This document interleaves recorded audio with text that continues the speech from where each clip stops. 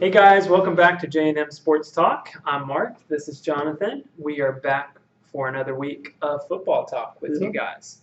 The last show before toe meets leather, full slate of games. Yeah. For sure. We want to start out our show talking a little bit. It's kind of a funny story actually about Art Briles, the former Baylor coach. Jonathan, tell us a little bit more about that. Yeah. Yesterday, the Hamilton Tigers decided they were going to make him their assistant head football coach. Till the day they went, not so fast, my friends. like Coach Corso would say. And they actually decided after everything going on and the backlash of hiring him, they decided to not hire him, which is very interesting. So you would have thought, we all know June Jones is the coach there, the CFL. He spent many years at SMU, had a great program, Hawaii as well. So I feel like they probably were good friends. He was probably just helping out a friend, but at the end of the day, there's probably too much backlash for him to hold on, you know? Yeah, so for those of you that don't know, Art Briles actually got fired at Baylor because there were questions on whether he handled a sexual assault case by several Baylor players properly. And so he ended up getting fired from that, and he's been out of football for a while. And so we thought this was going to be his opportunity, and then it's taken right from him because of a public outcry. So interesting, kind of funny. Sorry, Art Briles. Maybe next time. Yeah. Another thing that we have our eye on, especially this weekend, BYU is going to play LSU on kind of a somber note just because of Hurricane Harvey, the devastating floods in Houston. That game was originally scheduled to be played in Houston. Right. And news came out that game's going to be moved to New Orleans. So, Jonathan, talk a little bit about that matchup and what the backstory there. Yeah, I really feel like, first of all, we should say it was ESPN's decision to make the change.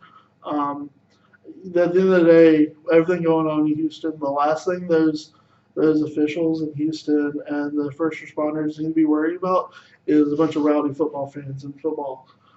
There's much more important matters. Unfortunately, again, like you said, our prayers are with those that have definitely lost lives. There's much more important things than football, and it's glad to see that happening. But going back to the football side of things, again, this is another year where LSU uses a natural disaster in some way to get a home game. The only thing bigger in Louisiana than LSU football is the Saints football in the Superdome. Right. So I know LSU wasn't in charge of this decision as much as they were last year in the UF situation, but I have a feeling some people had a say in this, with offering up the Superdome very quickly. I saw that coming. It was a couple of days after the hurricane. I saw, Superdome offer stadium for LSU. BYU, I thought, of course they did. How do you feel about it? I could have just easily been LSU. When it comes to the matchup, LSU should have this game handled. They could have just easily played a game in BYU. Give BYU something out of this. It wouldn't have hurt LSU from a team standpoint for the season. Right. I realized that the logistics of the game always come into play, and so sometimes it's a decision on what's easiest. Right. But last year, just to catch our viewers up to speed, there was great flooding, storms, and things like that. I think there was a hurricane last year in the state of Florida, and so the LSU Florida game was supposed to be played in Gainesville. And they ended up moving that game. Both schools were arguing where that game was going to be played, and there was a lot at stake at that game with the SEC and the national championship picture. And so they decided to move the game to LSU, and so it was just very unfortunate for Florida. Yeah, and it wasn't even the same week. Later on, the week they picked, it could have easily been at UF because LSU then what ended up being was. LSU gave up their game against South Alabama for a home game against Florida.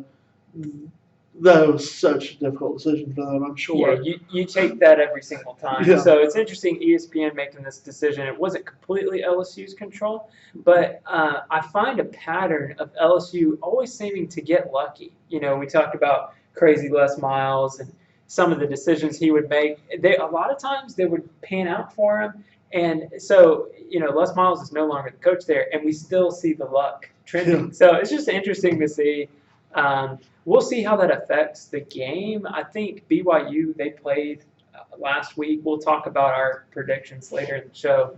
But my thoughts on it, just LSU being LSU, getting the luck of the draw again. So we'll see how it pans out for the game. We will.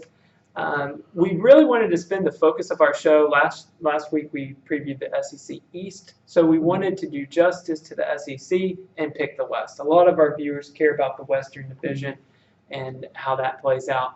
So we want to start out talking about that. The first team we wanted to talk about was LSU, Jonathan. Yeah, What do they look like going into? Yeah, I guess we'll just start off talking about them. All right. LSU, they've got a good returning core comeback. They have 13 players returning. They went 8-4 last year, 5-3 in conference. Not a bad year for them. Of course, we all know it could have been a lot better, and their expectations were a lot better last year. But they're returning some key players, like I said. We've talked about Darius Skies, their wide receiver Chark. Quarterback Edling will be an interesting watch this year. See where he comes up, and then also they're probably one of the individual best defenders in the conference at Arden Key. How do you think they're going to do from a schedule standpoint this year? From a schedule standpoint, LSU, their East opponent is always Florida, so they always naturally have a tougher schedule. Since we mentioned that game, they're going to have to go to Florida, so they're going to have an extra road game in conference this year. So they already got it back. They already got the home game with the out of conference BYU. I'm really high on LSU. We've talked about them the last few weeks. I have them winning the SEC East. I can't really see many losses on their schedule. I think they could potentially go 12-0. The only thing about their schedule is historically with LSU, when they go to the national title, they at least lose one or two games. They never just go completely unscathed. And so I think there's going to be a potential loss there, but just for prediction, if you're going to pin me down, I don't see a loss on their schedule. We're going to talk more about Alabama and Auburn. I think those teams can compete with LSU, but I actually have LSU going unscathed, and they just returned so much talent. Last season, all of their losses, they had 4 losses. They were all within single digits. Besides that, they only had a chance to win at the end between Auburn and Florida. Yeah, they had a chance to win. The Alabama game, that was a 10-0 game. They just couldn't get the offense to win that game. But, essentially a one-score game. What do you think about how they'll finish? I agree. They're going to have a good year. I have them, even when it's moving, especially they're going to beat BYU. They've got a couple toss-up games. I have them losing to Bama and Auburn this year. Okay. And then also, like I said, a game for them to worry about, though, if there is one to worry about the most, is probably going to the Swamp right before they have October 7th, right before the Auburn and Ole Miss Bama games.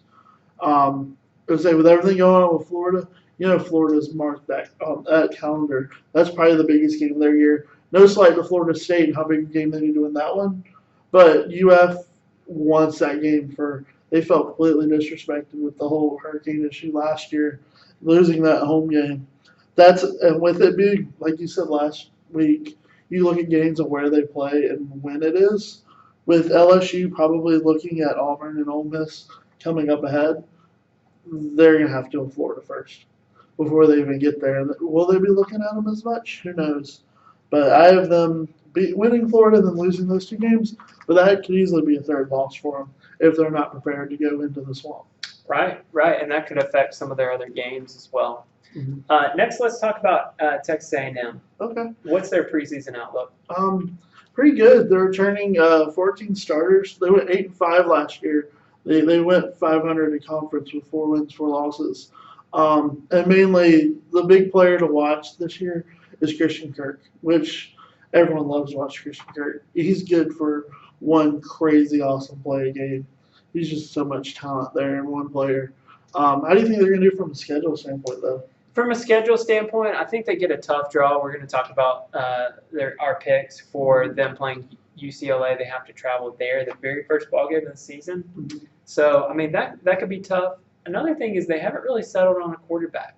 So I think that affects their play. They've got some tough road games on the schedule.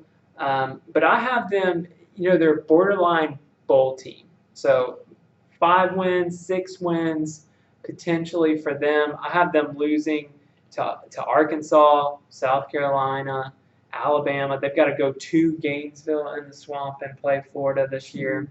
Auburn, and then they finish the season against LSU.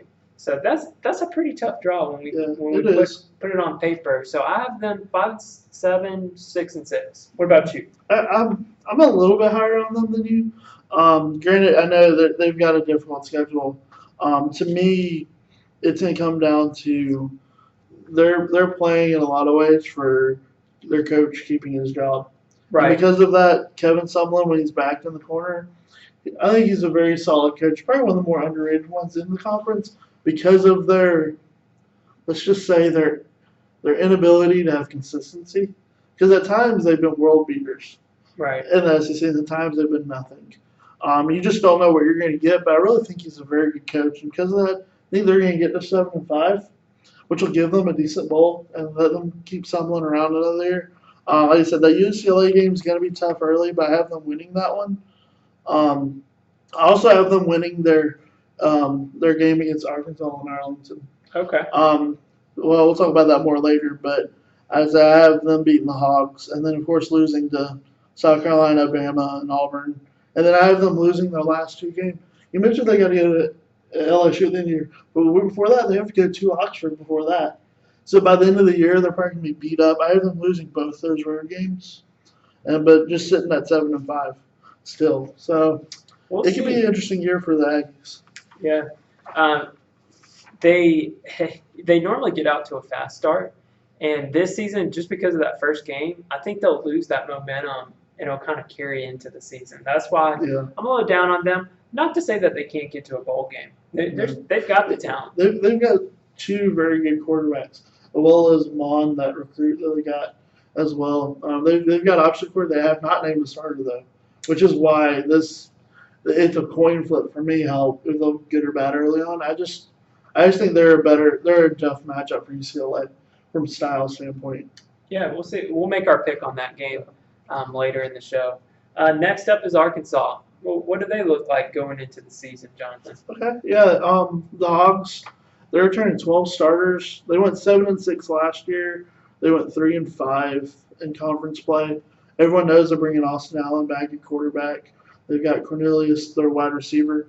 The biggest unfortunate thing about the Hogs this year is we don't get to say that bringing back running back Raleigh Williams. Everyone knows career-ending knee injury in the spring camp, unfortunately. And I was like, I don't know about you, but he was one of my favorite running backs of the year last year. He was one of those guys you love to watch run the ball. Right. So they're going to miss him for sure. So we're going to see who steps up in his place this year. Yeah. How do you think they're going to do? Yeah, I think I'm a little bit higher on Arkansas than Texas A&M, and you mentioned that matchup. I think that's going to, be the determining factor in whether they go to a bowl or not. Right. So I have Arkansas winning that game in Arlington. They do have some tough games. I think one of the early season matchups against TCU, I have them losing that game because TCU looks pretty strong. You have them competing well in the Big 12 conference. Mm-hmm. So I have Arkansas winning that game. They do have a really tough stretch where they go to South Carolina, then they go to Tuscaloosa back-to-back weeks, and then they play Auburn at home, and then they have to play Ole Miss. So I just think that's kind of a gauntlet. I don't think they'll necessarily survive that. I think they'll lose probably 3 out of those 4 games, and that'll be hard for them to get the momentum. But one last thing on Arkansas. Historically, since Brett Bielema's been there, is they normally get off to a slow start, and then by the end of the season, they're surprising some teams, and they sneak up on some people, and they beat some people that maybe you don't think they should beat. Right. So what do you think about Arkansas? Yeah, I agree with that, but this year I think that's just going to mean they're going to have some good contests at the end of the year. Right. The way their schedule finishes, they've got to go to LSU toward the end of the year. They have home against Mississippi State, but then that's going to be a shootout. And the end of the season in Missouri, which a lot of people have as a really high offense as well. So that might be a high scoring game. But as far as their their season goes, I have them sitting at 5-7 at the end of the year. Okay. They've got a few toss-up games. I actually have them beating TCU, and my reasoning for that is more the fact after last year's game, it was a great fun matchup to watch. Both teams definitely had their chances of winning, but a lot of the reasons why Arkansas won that game were mismatches that I don't see with the scheme and some of the personnel that TCU doesn't have an answer for this year either. They've got some height at tight end that and receiver that TCU they're all small guys. Unfortunately, as great as that defense is from a scheme standpoint, they don't match up size wise. So with that being said, I have them winning that game. And like you said, that run South Carolina, Bama, and Auburn, I have them losing all of those games and then losing at Oxford as well.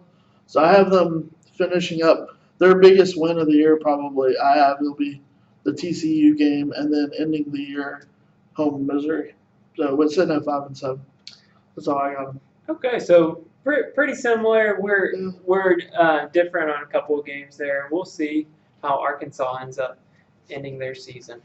Let's talk next about Ole Miss. Who do they have returning, and what does their preseason look like? All right, yeah, Ole Miss. They've got 13 returners coming back. They finished 5-7 last year, 2-6 in conference.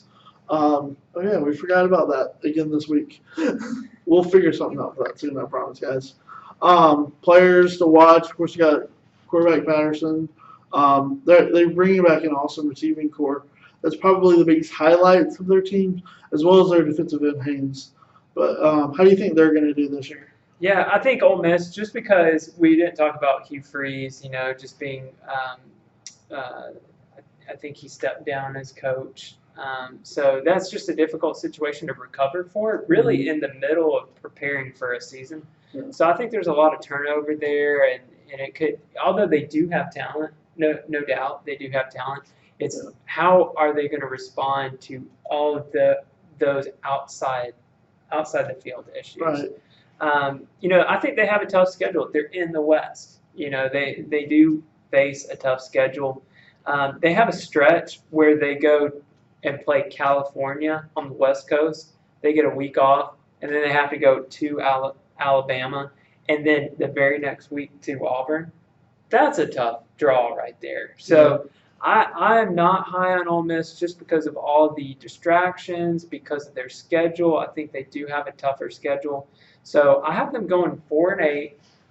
There might be one or two games that they can steal, but I don't have them going to a bowl game. What do you think about Ole Miss? I'm a little. I'll say I guess a little. I'm a lot more higher than I guess sitting at 4-8. I have them finish 7-5. Again, the talent is there. How they recruit to get it around is my biggest question. They're gonna be able to come around. A lot of that is I have them starting off 3-0. I think they're gonna beat South Alabama. They should beat South Alabama, and they'll beat UT Martin. And then I think they can go in with that momentum and beat Cal. Cal's got a lot of questions. They weren't the best team in the world last year. I think they finished like 4-8, 5-7, something like that last year themselves. I really think that's a winnable game for them, even on the road. But then, of course, they get that reality check going to Bama and Auburn. And then I see them losing a couple more games after that. From a lot of times when teams start off and they're going to be a streaky team, they'll get a couple losses in a row, and those 1 or 2 losses will turn into 3 or 4 losses. Yeah. And I think that's going to be the case because then they turn around and play Vanderbilt and LSU. But then I give them that's going to be an opportunity for them to regroup, and I think they'll beat Arkansas.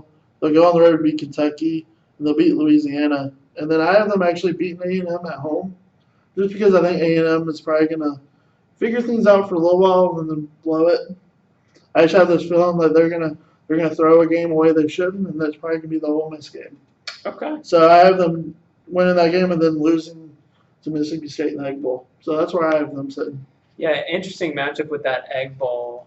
We'll talk more about that when we predict Mississippi State's. They're next up on the list. How do you think they look going into the 2017 season?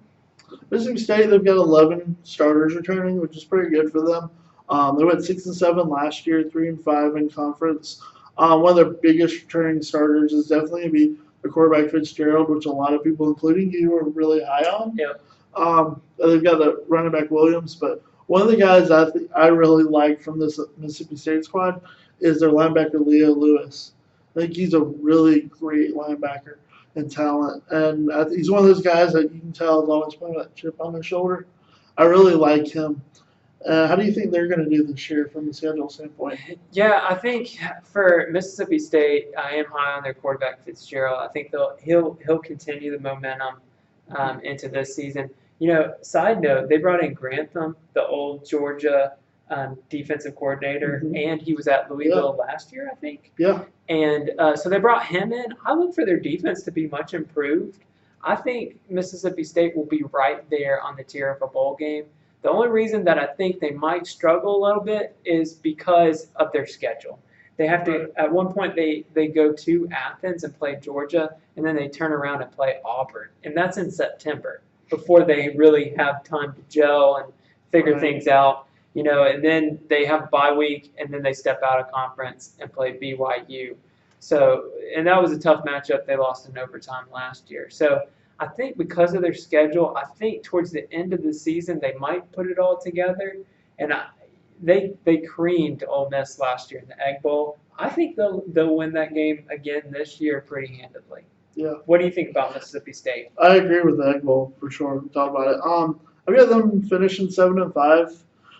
They've got, like you said, some tough schedules. I have them starting off win their first two games, but then you talk about going to Georgia and Auburn back to back. Yeah, that's you tough. forgot to tell them they get to host LSU before that. So they've got LSU, Georgia, and Auburn, 3 straight games at the beginning of the year. Of course, I have them all 3 losses. With that, that's tough to ask anybody to do. Any team. Yeah. I think Bama would be upset if they had to play that. It's just early in the year. But then they get to come home after Auburn and they play BYU.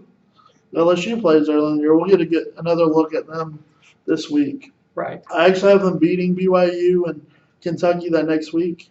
Then they've got a nothing game against UMass. And then they end the season. I have them getting their last 2 wins at Arkansas and then winning the Egg Bowl at home. Yeah, so we're definitely in agreement with Mississippi State being Ole Miss to finish the season. Right. I believe that game's on Thanksgiving night, so that'll be an interesting matchup towards the end of the season.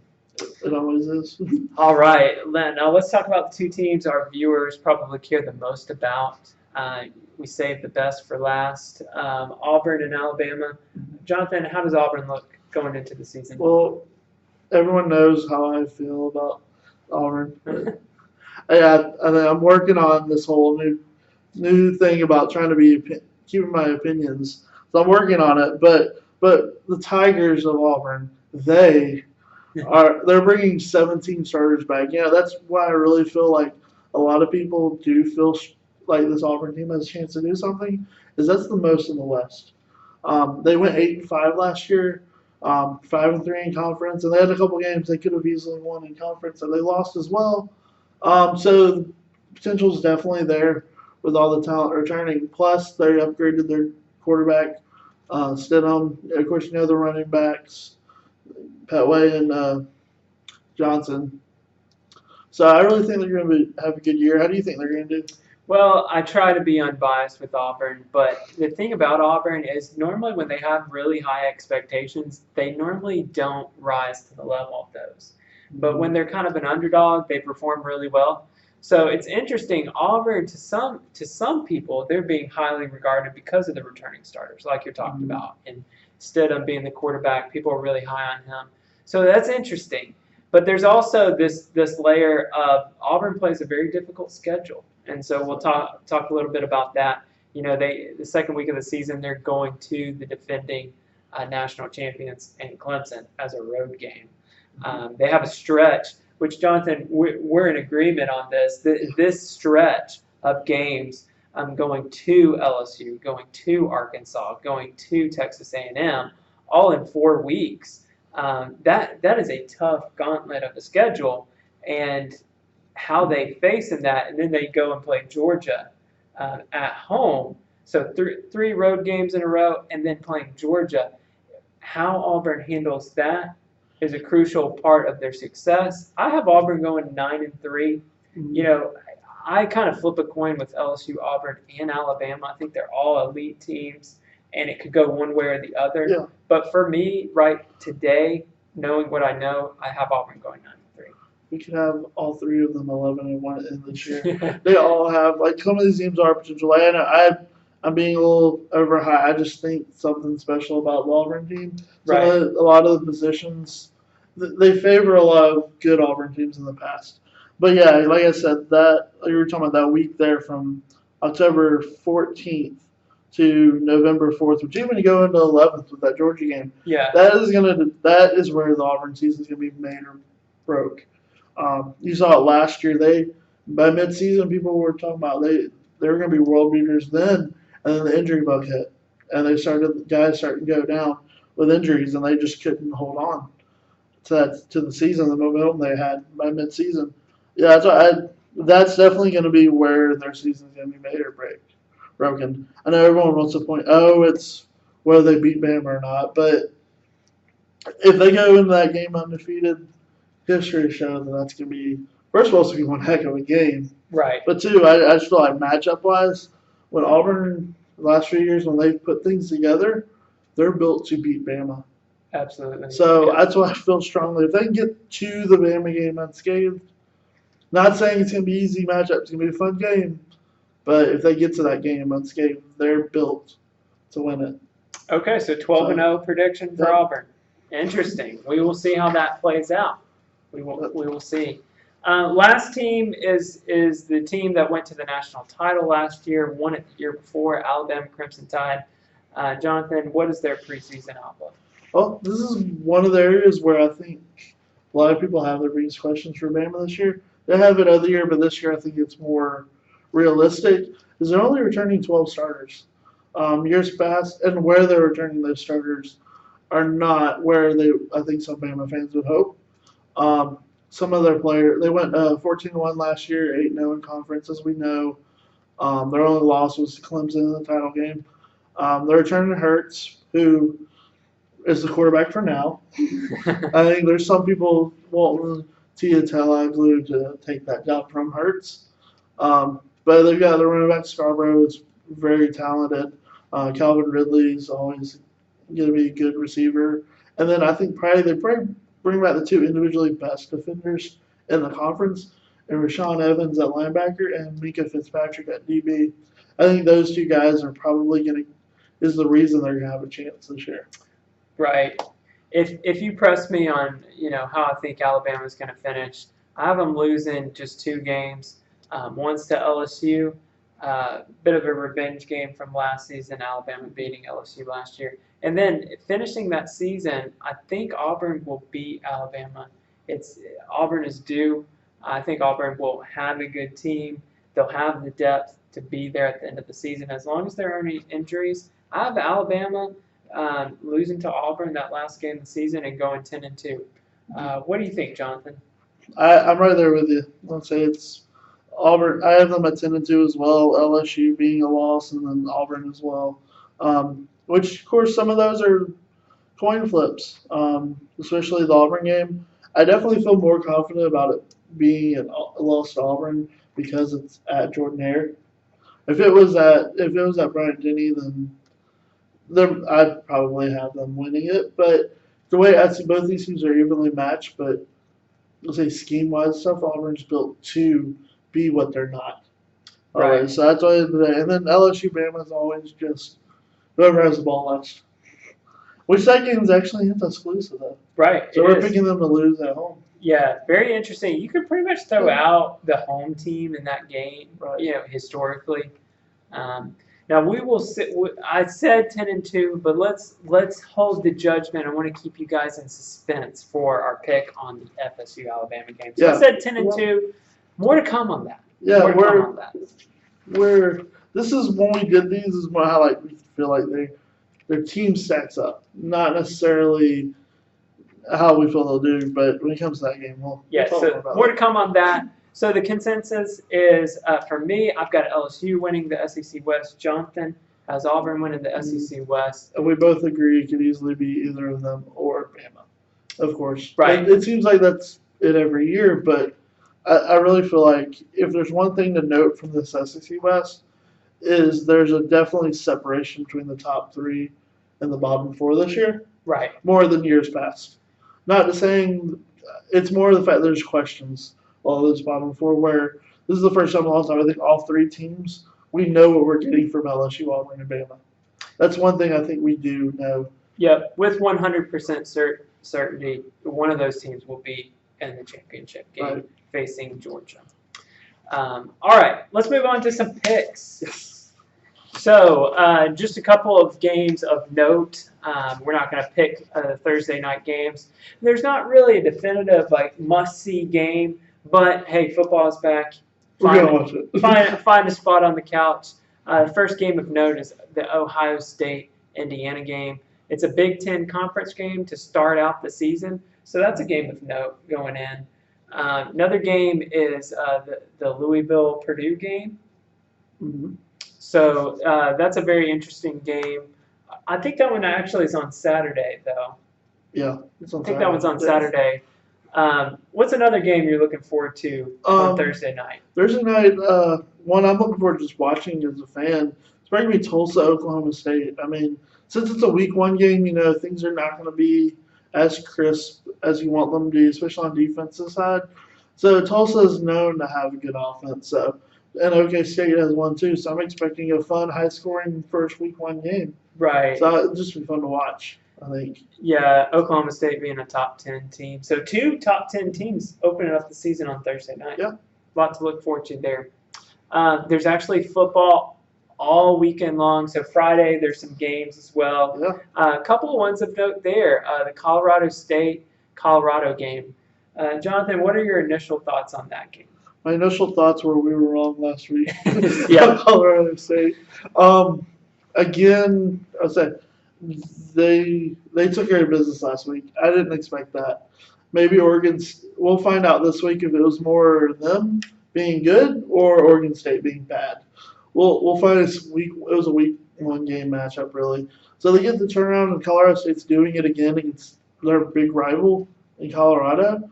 So I feel really good about the Buffs this year in the Pac-12. I feel like they left a lot on the field and have a lot of unfinished business, and they're returning a lot of talent. So with that said, I'm going against Colorado Stadium this week. Okay, we'll see how that pans out for you.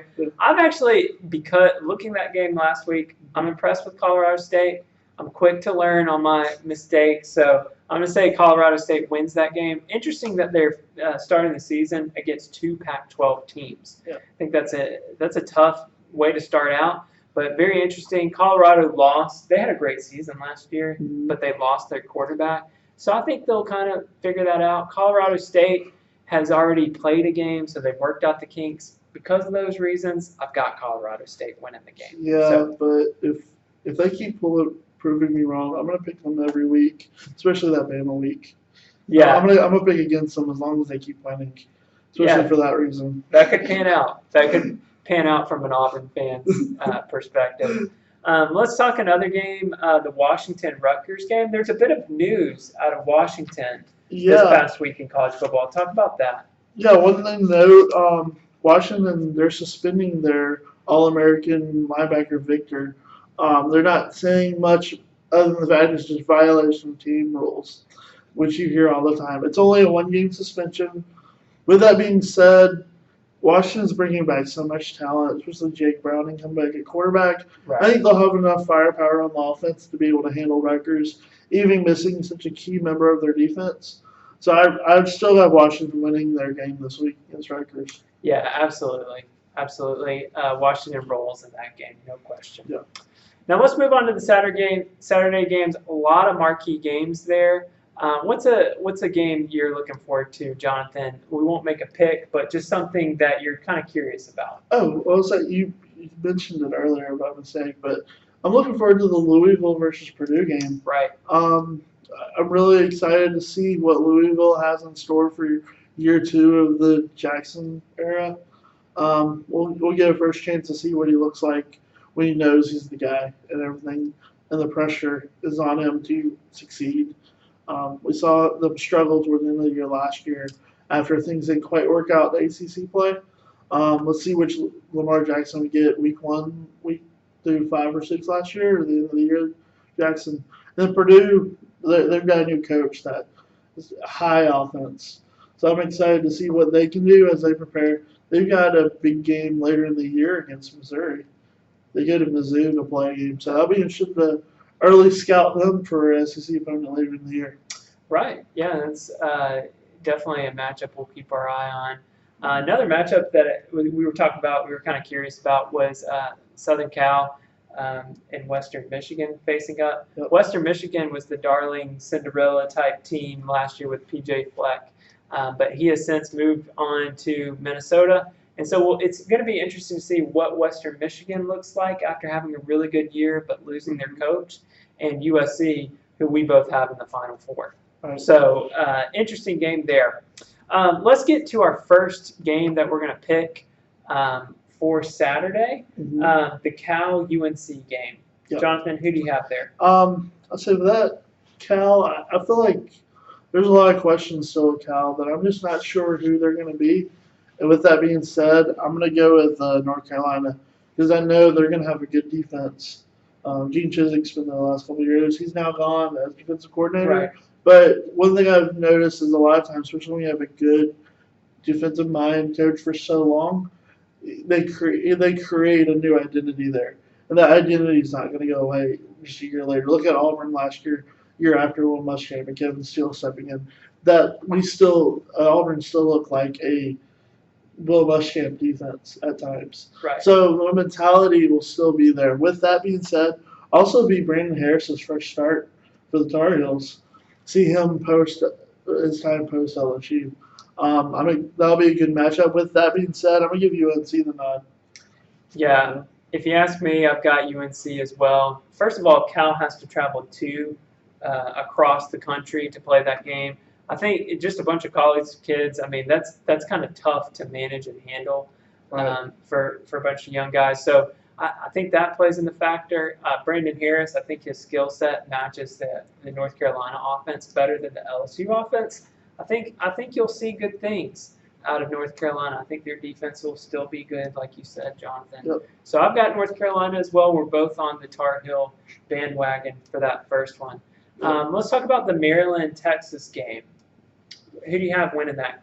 I think regardless of what happened at Texas, one thing I've noticed, even though they've lost a lot of talent, Charlie Strong's a great recruiter. Yep. He's brought good players to Texas, and just because he's not there and Tom Herman's taking over, the talent is still there at Texas. So I'm really seeing be excited to see how Tom Herman takes charge of Texas and leads them in his first game with the Longhorns, and I have them winning the game. Yeah, absolutely. Close to home. So Texas, I've got them winning that game as well. I'm high on Tom Herman, Texas. Yeah. We mentioned this in the preseason shows. Wanted to be noted, but I think they will have a pretty good season. So I have them beating Maryland. Well, you're a little higher on them this year than I am, but I agree. I think they'll have a good, solid year. Not the level you have them, but. Well, let's move on to the NC State South Carolina game. That game's going to be played in Charlotte on a neutral field. Jonathan, who do you have? Well, even before all the turmoil, I guess you could call it, everything going on in North Carolina and the players suspended, I had South Carolina winning this game anyway, especially because of the fact that they know who they are. They know who their starting quarterback is going to be in Jake Bentley. They know that he has options in Deebo to pass the ball to, and then they've got Sky Moore leading that great defense. I feel like South Carolina knows enough what they want to do on offense and defense to not have much issue week one. Yeah, there'll be some week one normal slip-ups, but I think South Carolina's got this game. Yeah, I think South Carolina performed very well towards the end of last season. They'll carry that into this season. Bentley, the quarterback, getting a little bit of experience, and Will Muschamp, the defense is going to be good. So I've got South Carolina winning that game on a neutral field as well. Let's talk next. Big matchup, middle of the day, Michigan versus Florida. Who you got? Can we call this the battle of the head coach babies? I mean, let's look at the things going on this week. One thing you mentioned, Jim Harbaugh refuses to release his depth chart playing little mind games like a child. And McElwain's responding with, "I'm not naming my quarterback then." So I feel like I say both teams have a ton of questions. With that being said, there's a lot. I think Florida's going to figure things out this year, but it's not going to be later in the year. Because of that, I'm going to give the nod to Michigan, as much as I hate it. This is really a toss-up game to both teams. One of them has to win. Right. Yeah, I think both teams are kind of they struggle on offense. They've got the defensive side of the ball figured out. Because of the suspensions of Florida, I have to give the nod to Michigan. Callaway, arguably the best offensive player on Florida's team, the most talented, being out of that game, got to give the nod to Michigan. I have them winning that game. Let's talk next, kind of an outside the national talk game. Vanderbilt traveling to Middle Tennessee to play that game. What's your prediction for that one, Jonathan? Yeah, this one I know. Let's say we're bringing it up because you mentioned it early in the last week when we were talking about Vandy. This is definitely a trap game for Vandy, like it has years past. I have them winning it. At the end of the day, if there's anything I can hang my head on is they're gonna have a defense and Ralph Webb's gonna run the ball. I can watch Ralph Webb. He can run the ball every play and I'd be happy. So I got Vandy winning it behind Webb's legs. Yeah, I've got Vandy winning it, but I think it's going to be a really close ball game, probably a one-score ball game. Mm-hmm. And Vanderbilt historically has really struggled in these early season games, and so this is a road game on top of that. So I have Vandy winning, but I'm really unsure about it, and I think it could be a really close game. Right. So we'll see how that one ends up. We talked a little bit about the BYU LSU game. That game's been moved to New Orleans. Jonathan, who's going to win that game? Well, now that we're talking strictly football about this game, when it comes to the football side of it, it's LSU. BYU, even last week, yeah, they got to get that early game. Like you mentioned before, that might be an advantage going to this game last week. That BYU that showed up won't beat LSU. I'm sorry. No offense to BYU and the Cougars. Y'all probably have a good year, but y'all aren't going to beat LSU. Especially now it's in New Orleans Superdome. That might as well be a home game now for LSU. Right. So at least enjoy the good food while you're down there. That's good advice. That's good advice for them. I had a chance to check out that BYU Portland State game last week, and I came away really unimpressed with BYU. It was really close for most of the game, and Portland State is an FCS team. They're not even an FBS, the top division in college football. So not putting them down or anything. Not putting them down, but if you struggle with that game at home, the very first game of the season, I don't like your chances against LSU, and I have them winning the SEC West. So I think LSU is essentially, like you said, it's a home game. LSU all the way there. Let's talk about the marquee matchup, the top matchup of the day, FSU Alabama. We were kind of teasing about it. Jonathan, it's time to make your pick on that game. Who you got? Let's get this right off the bat right. I know as big of a hype game as this is, the loser of this game can just as easily be the national champ as the winner of this game. That's true. This game really means nothing. As much as everyone wants to make it out to be, it's nice. It means more to it really is down to those fans. The chances of both teams making it to the playoffs are decent. But the chance of them playing again this year, it's more about the fact that both fan bases are so close, and they're going to be able to talk till they play again. So really, with that being said, the biggest key to this matchup is going to be, even with Deshaun Hand, if he misses time, will FSU have an answer on the offensive line where they struggled last year against Bama's defensive front? And then you throw in the fact that even with some of the notable young guys stepping in the Bama line, you still have like Rashaan Evans that can come in on a blitz to help make a presence on that push. Can Florida State protect Francois? I don't think so. And this is going to be a game where I think Bama wins because of that matchup. As high as I am on Florida State the rest of the year, this is where it's a matchup nightmare. Because that O-line still has to prove that they can protect him. Because they did not do it all last year. And that's why Florida State struggled last year. It Right. wasn't the young quarterback because many people want to put it on. He had the talent receivers around him. They had Dalvin Cook at running back. It was that O line's inability to protect him Right. So you're going Alabama.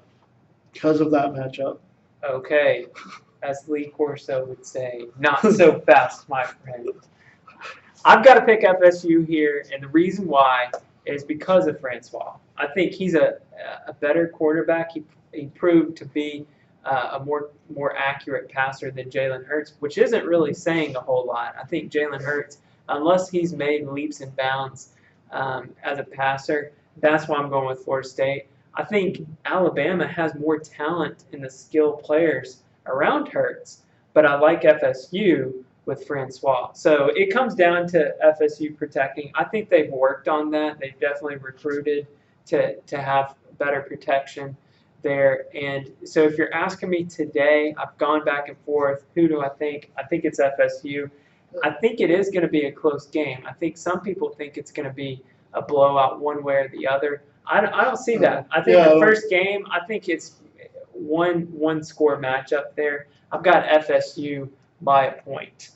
Yeah, I agree with you there. It's not going to be a blowout.